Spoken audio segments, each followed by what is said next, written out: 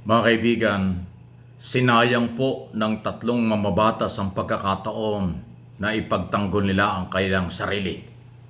Ito ay kaugnay po ng investigasyon ng Kongreso sa mga posibleng paglabag sa mga batas ng Duterte administration o ng nakaraang pamahalaan. Ang tinutukoy ko po rito ay si Senador Bato de la Rosa at Senador Bongo at siyempre si Congressman Pulong Duterte, ang anak ng dating Pangulo at membro ng Kongreso sa kasalukuyan. Kaya ko sinabing sayang dahil po ilang beses silang pinatawag, inimbitahan. Akala ko nga si Pulong Duterte a-attend na dahil nagpadala ng sulat yan na willing daw siyang humarap, pero natapos yung hearing ng Quadcom, hindi ho sila nagpakita. Kaya sinabi kong nasayang dahil yun ang pagkakataon na kanilang naidepensa ang kailang sarili o nadinig ng taong bayan ang kailang panig tungkol sa mga akusasyon paglabag sa kasali sila sa posibleng paglabag sa karapatang pantao at iba pang mga pwedeng kasong kriminal na kakaharapin. Kasi doon po sa Quadcom Progress Report, tinukoy po ang pangalan nitong si Senador Go at Senador De La Rosa na sinasabing isasama sa kasong crime against humanity. Medyo mabigat pong kaso yan. Paglabag sa karapatang pantao yan. Si Pulong Duterte naman ay sinasangkot sa di umano illegal drugs. Base sa mga testigo humarap sa Quadcom. So kung kanilang ipinakita ang tapang, galing at pagharap sa mga investigasyon, baka sakaling hindi pa sila naisali sa hearing o sa kaso. Kasi kung nadinig ang panig niya at naipaliwanag na mabuti or nasagot mabuti ang mga akusasyon, baka hindi siya masama sa committee report na sila ay mayroong pananagutan. Pero yung kailang pag-indyan, kawalan ng respeto o hindi nila kinilala ang Quadcom, ayun siguro ang isa sa mga dahilan kung bakit kasama silang madidiin at kakasuhan ng Executive Department. Kasi ang trabaho ng Kongreso ay talagang magrekomenda at kasama sila. Hindi lang si dating Pangulong Duterte, hindi lang si Bato, si Go at si Pulong Duterte, kundi marami pang mga active at retiradong general, pati PNP chief, dalawang PNP chief. Salinas pa yun at saka si Albayde, kalahato sila kasama. Yun Kasi kung yung mga gunita, ang pinagtataguan ang sinasabi ni Senador Bato, kanyang nirerespeto yung parliamentary courtesy, yung pagrespeto sa Kongreso at Senado, pero hindi po yan ang issue Dahil ang issue rito ay siya pinatatawag bilang dating PNP chief. Hindi naman siya iniimbitahan ng Senado o ng Kongreso dahil siya ay senador. Sila ay mga dating opisyal katulad ni Bongo. Kaya siya iniimbitahan at bigyan ng paliwanag kasi dati siyang special assistant to the president. Yung nakaraang gobyerno po ang gustong alamin sa kanila o itatanong sa kanila kung ano ang kanilang kinalaman. Hindi naman ang kasalukuyan. Hindi yung kasalukuyang pagiging senador nilang dalawa ang issue. Kung hindi yung kailang mga dating posisyon na baka may kinalaman sa mga di umano may paglabag sa karapatang pantao. Ito naman si Pulong, ito matindi dahil kasi member ng Congress. Actually, hindi siya kailangan ipatawag kasi ang congressman allowed mag-participate sa mga hearing. Kahit hindi ka member ng komite. Kung member ka ng komite, obligasyon mo yun. Hindi ka naman dumating. 13 hearing. Ni Anino, hindi nagpakita si Pulong Duterte. Totally binaliwala niya. Tapos binabatikos pa niya. Hindi naman pwede yun. Na yung kasamahan mo sa Kongreso, hindi mo na nga nirespeto yung invitation, tapos binabatikos pa sa hearing na bias daw, hindi daw neutral ang investigasyon. Dapat sumali ka. Bilang congressman ng 1st District ng Davao at bilang akusado, dapat na ipagtanggol mo ang sarili. Ba't hindi kayo sumipot? Ngayon, na meron ng in-progress report ang Quadcom, ayon kay Congressman Barber, sila ay may nire-recommenda nilang kasuhan. Ito mga ito, saka sila nagreklamong bakit sila ay isinali. Yung karapatan nga nyo, hindi nyo ginawa. Okay?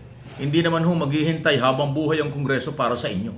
May limitasyon ang lahat ng oras at trabaho nila.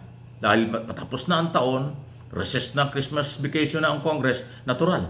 Tatapusin nilang hearing at merong in-progress report na inirekomenda at inilabas na. Sa plenaryo pa. So, yun po. So, sino ang nawalan ngayon?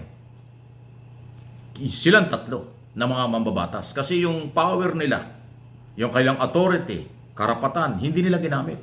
Kasi kung ginamit nila yung pagiging senador, humarap sila sa hearing, matapang sagutin ng mga akusasyon, yung pagiging congressman ni Pulong ay hinarap niya, di, wala silang problema. At least yung mga tao, kung ano man ang kailang paliwanag, maaaring makaisip, magdalawang isip kung maniniwala sila o hindi sa mga testigong nagdiin sa kanila. Pero dahil hindi nila sinipot, binatikos pa ang komite, ay ang pananaw ngayon ng mamamayang Pilipino sa buong mundo, especially yung nakatutok sa hearing, ay meron silang pananagutan, meron silang pagkukulang. At yun din ang aking observation dito sa aking mga channel, MA Pinoy TV at Mike Abby Opinions. Sila yung hindi nila ginawa ang kanilang karapatang ipagtanggol ang sarili. Ngayon, kung makakarating sa korte na lang. Kaya lang, kaso na yun. Abala yan. At saka, ibang issue pag kinasuhan ka na. Dito, public hearing and aid of legislation, alam naman nila yan. Kung humarap sila at nakipagtagisan sila ng talino at paninindigan doon, makukuha ng tao ang kanilang side o kanilang panig tungkol dyan. So, kayo rin ang may kasalanan. Anong inyong masasabi dyan? Di ba? Ano man ang investigasyon and aid of legislation sa Kongreso at Senado, pag inimbitahan kayo, kahit kayong mga membro ng Kongreso at Senado, dapat nire-respeto nyo. Huwag kayong magtago sa parliamentary courtesy dahil yan ay limitado ang galawan. Kayo naman ang mawawalan, hindi ang taong bayan. Kayo ang mawawalan, hindi ang nag-iimbita. Dahil ang komite ay legal. Ang hearing. Walang batas na ginagawa, walang batas na magagawa kung walang hearing. Kaya in aid of legislation, oversight function, ayan ay legal na legal. Kung hindi alamin ng congressman at senador, paano pa kayo naging senador at congressman? Kami nga, alam namin yan . Alam din niya ng mamamayan. Kaya pinapaliwanag ko doon sa hindi pa nakakaalam, yun po yung authority ng bawat isa sa kanila. Okay? So, ano inyong masasabi dito? Ngayon, meron pang hirit ngayon si Pulong Duterte. At siya daw ay willing humarap sa anumang investigasyon basta neutral at hindi bias. O nakita mo? Hindi ka pa nga humarap kahit minsan. Inakusahan mo ng bias. Ngayon gusto mo magpa-imbestiga o tatawagin ka. Pero meron ka palang pagdududang bias. Neutral. Dapat hindi ganoon. Pag ikaw ay haharap sa hearing o gusto mong magkaroon ng pagkakataong yung side mo ipaliwanag mo, huwag mong aakusahan yung mag-iimbestiga. Talagang pare-parehas kayong pamilya, no? Parang ang babaw na inyong tingin sa mga nag-iimbestiga, katulad ng iyong kapatid na Vice President. Walang respeto sa NBI, 2 beses siyang imbitahan, hindi rin dumating. At nagpadala pa ng sulat para nangihingi ng advance na mga tanong, questionin. Ano yun? Tapos ito naman, gusto niyo magpa-imbestiga, may condition pa. Hindi naman kayo above the law, mga Duterte. Merry Christmas po sa inyong pamilya, hindi po kayo above the law. No one is above the law. Yan po ang kailangang inyong ipairal. At kayo kasama dapat sa nagpapaliwanag sa taong bayan. No one is above the law. Pero dahil nga ang record nyo at dun sa akusasyon ng mga hearing sa Quadcom at iba pang mga hearing, lumalabag sa karapatan pantao, kaya hindi nyo pinapansin yung no one is above the law. Ang feeling nyo ay kayo masusunod kung ano man gusto nyo gawin. Ay hindi pwede yan. Whether lang ang kapangyarihan, whether lang din ang pagkakataon. Pag hindi nyo kinuha yung pagkakataong yon, kayo ang nawalan. Kayo ang mawawalan. Hindi ang mamamayang Pilipino at hindi ang mga nag-iimbestigang naaayon sa legal at maayos na proseso ang kanilang ginawa. Ang magsasabi lang hindi maayos yan ay yung inyong mga kakampi at kayo mismo. Kasi saradong isip nila. Please like, share ng ating mga video. At paki-subscribe po ninyo dahil malapit nang umabot tayo sa 100,000 subscriber. Kasi 99,000 plus na po dito sa MA Pinoy TV. Palakasin po natin ito, suportahan po ninyo ako at paninindigan ko ang lahat ng ating nalalaman para makarating sa inyo kung ano ang nangyayari sa loob at labas ng ating gobyerno under President Marcos.